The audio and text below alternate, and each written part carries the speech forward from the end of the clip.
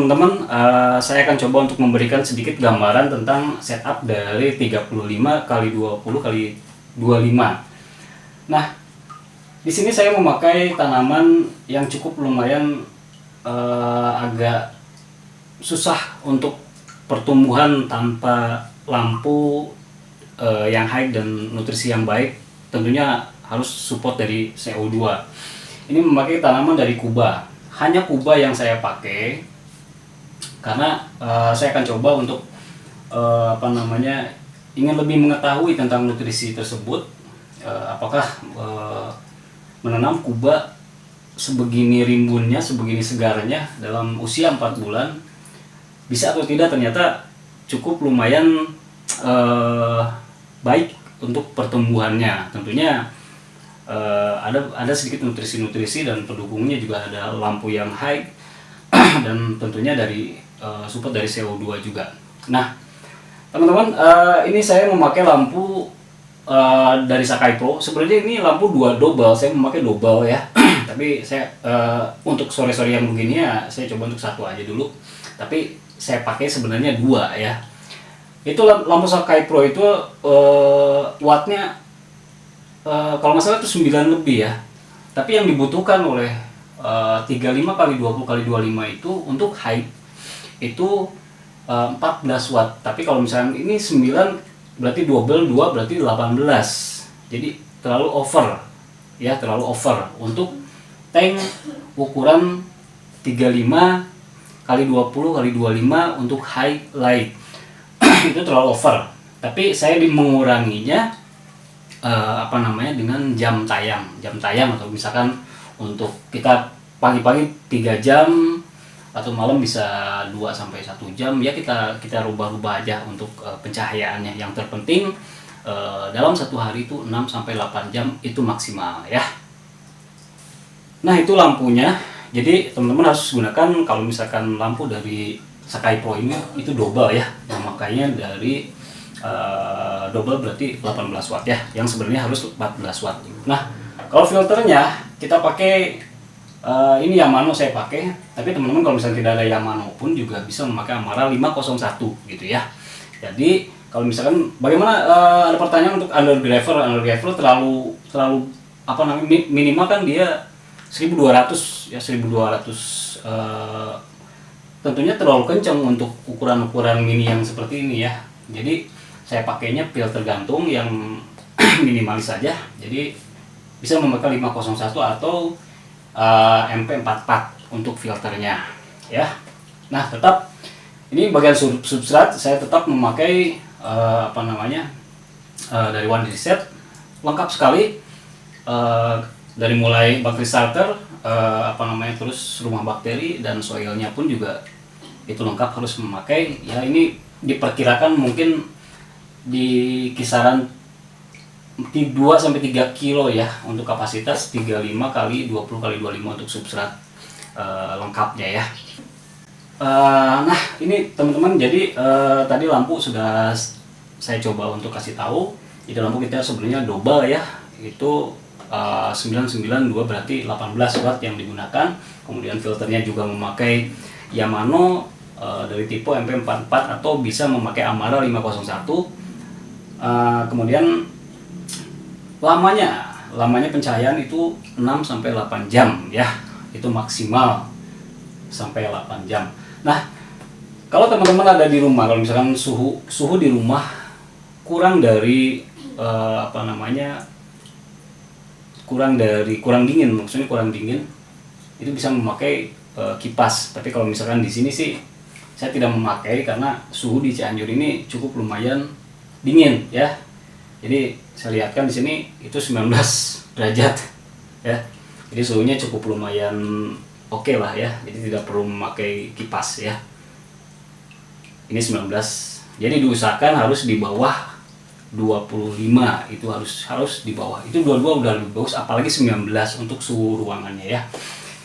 Nah, kemudian saya akan coba untuk memberikan satu tips buat teman-teman untuk nutrisi yang kita pakai, karena ini saya memakai air dari sumur.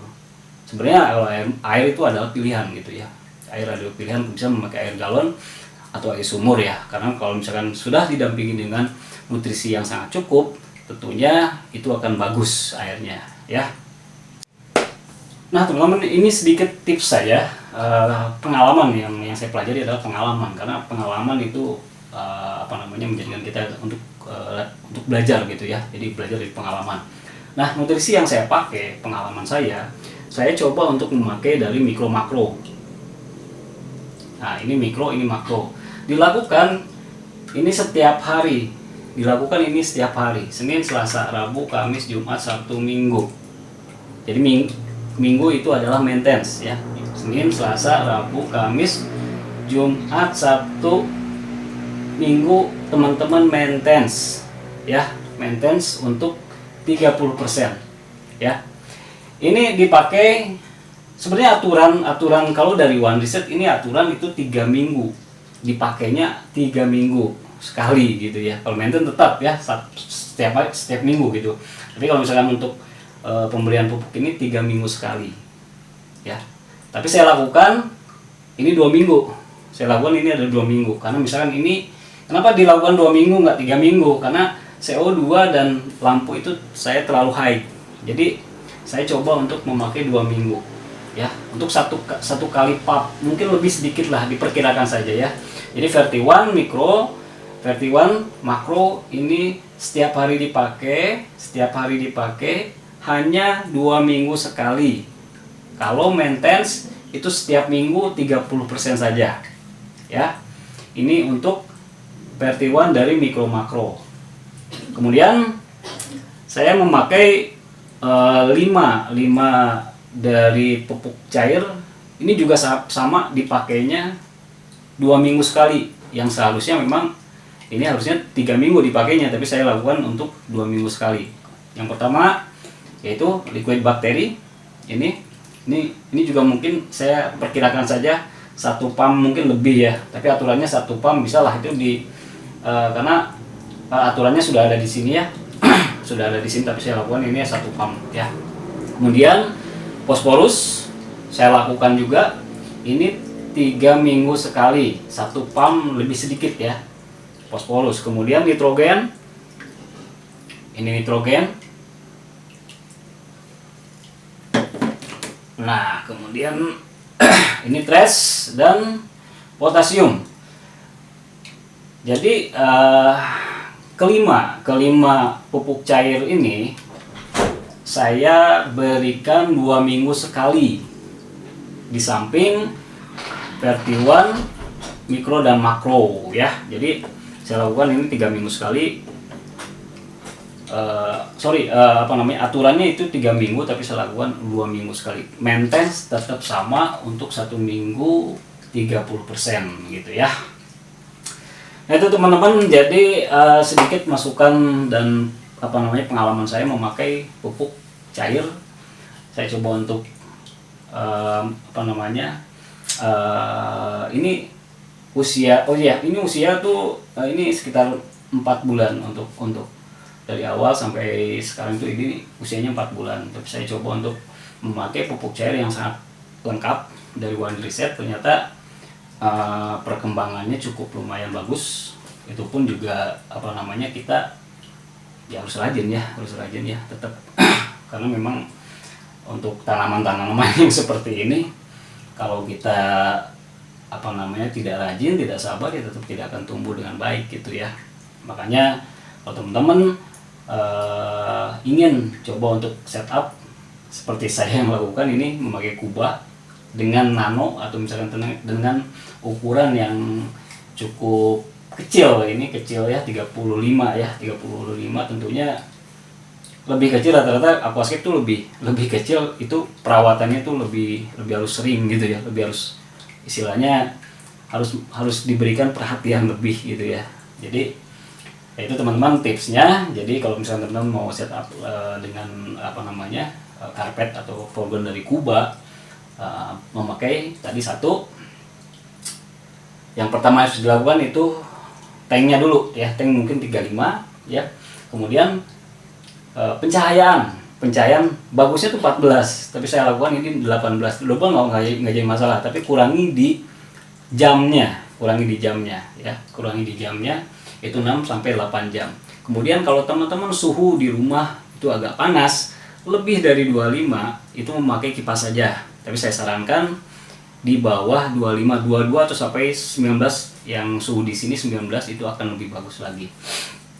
Kemudian filter udah saya kasih tahu tadi, dan substratnya juga ini memakai soil apa, pupuk dasar apa, bakteri starter dan rumah bakteri ya. Kemudian yang tadi saya berikan harus coba teman-teman di rumah, dari pupuk berarti tadi ada berapa macam tuh ya, ada 7 berarti ya, yang dilakukan 2 minggu sekali ya.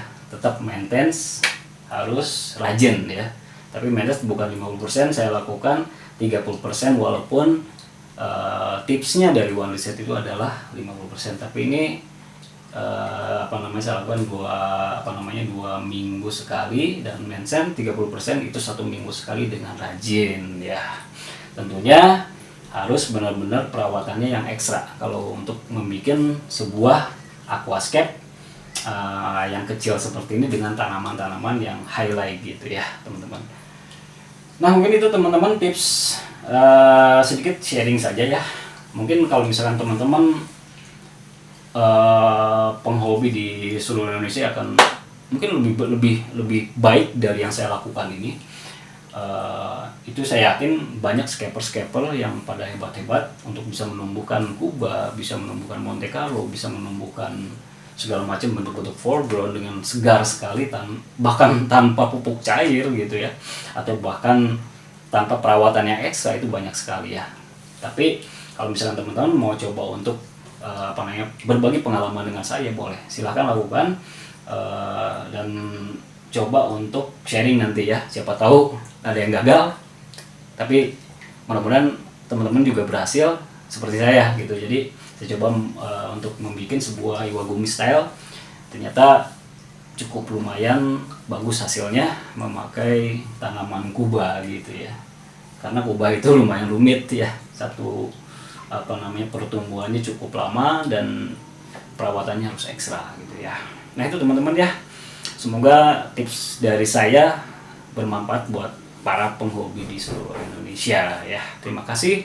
Assalamualaikum warahmatullahi wabarakatuh.